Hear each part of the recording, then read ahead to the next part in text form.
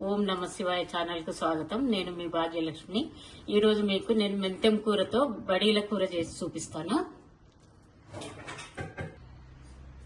దీనికి కావాల్సింది శనగపిండి, కారము, తగినంత కారం,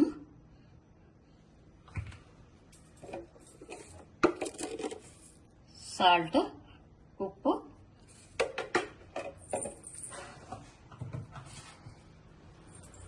జీలకర్ర, కొద్దిగా ఆయిల్.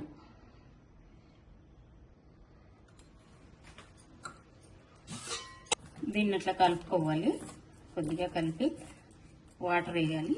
వాటర్ వేసి కొంచెం మరీ గట్టిగా కాకుండా మరీ పల్చగా కాకుండా కలుపుకోవాలి. ఉండలు చేస్తాం చిన్న చిన్నగా, ఉండలు అతుక్కోకుండా ఉండడానికి. మరీ గట్టిగా కాకుండా మరీ మెత్తగా కాకుండా ఇట్లా కలుపుకోవాలి.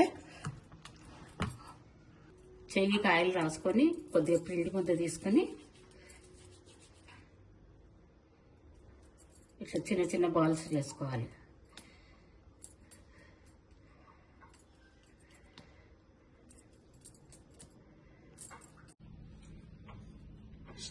స్టవ్ పెట్టుకొని కడాయి పెట్టి స్టవ్ ఆన్ చేసుకొని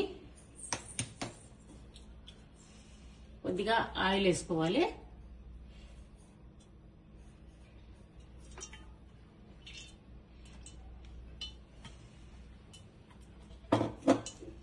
ఆయిల్ వేసి ఇట్లా చేసుకున్న బౌల్స్ అన్ని కొంచెం ఆయిల్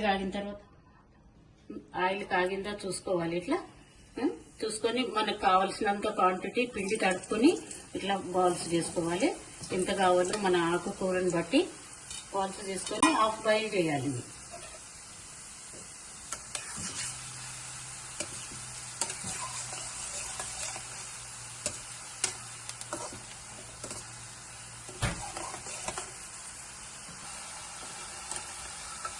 ఇట్లా నొక్కి చూసుకుంటే ఫ్రై అయింది లేదు తెలిసిపోతుంది. ఇంకా కొద్దిగా కావాలి.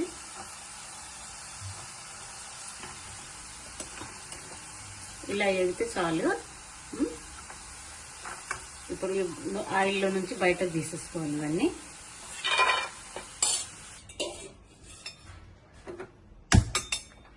స్టవ్ ఆన్ చేసి గిన్నె పెట్టుకుని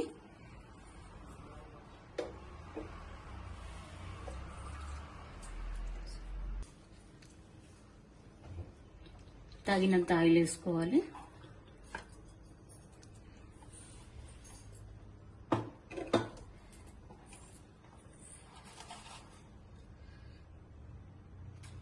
జీలకర్ర,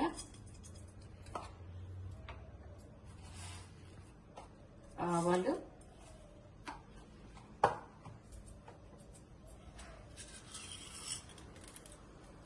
మినపప్పు,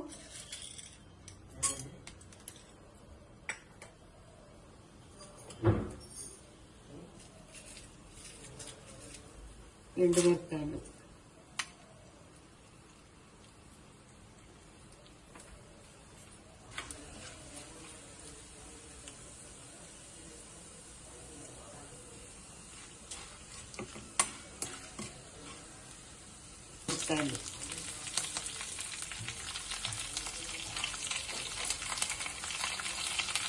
వెల్లుల్లి రెబ్బలు,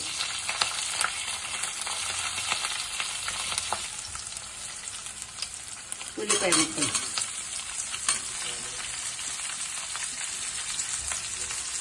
కరివేపాకు,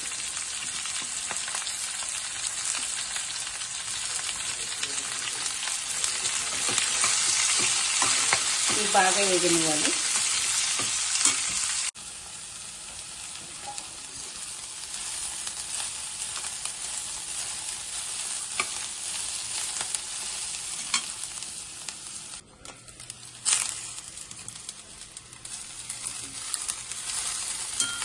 ఇట్లా సగం ఉడికిన తర్వాత ఉల్లిగడ్డ వేగింది కదా, కొద్దిగా కలర్ వచ్చింది కదా. ఇప్పుడు మెంతం కూర సన్నగా తరిగి పెట్టుకున్నాను. ఆసేయాలి.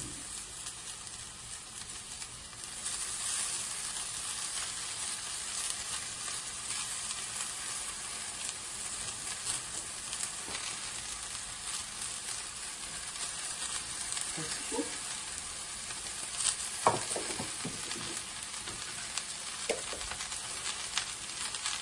తగినంత ఉప్పు, మీ రుచికి సరిపడా.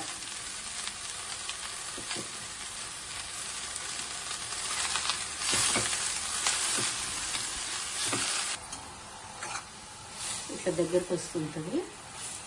కొంచెం మూత పెట్టి ఉడికించుకోవాలి.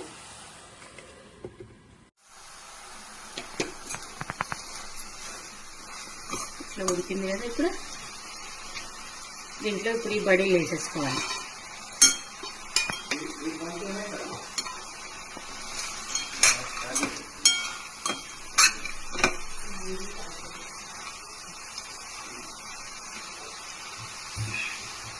మూత పెట్టి కొంచెంసేపు ఉడికించాలి. తడి లేకుండా ఏదాకా ఉడికియాలి.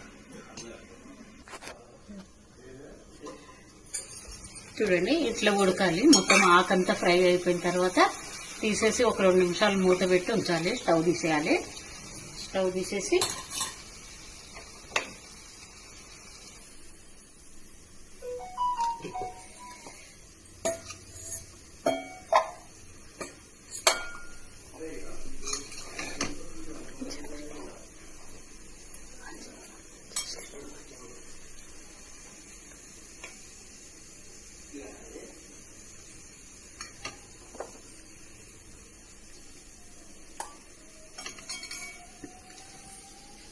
చూడండి ఇది బడీల కూర. మీరు కూడా చేసుకోండి. నచ్చినట్టయితే నా ఛానల్ సబ్స్క్రైబ్ చేసుకోండి, లైక్ చేయండి, షేర్ చేయండి. తింటే చాలా బాగుంటుందండి. పిల్లలు ఆకుకూరలు తినరు కదా, అందుకని ఇట్లా చేసి పెడితే తింటారు. చూడండి ఎట్లా వచ్చిందో కామెంట్లో తెలియజేయండి.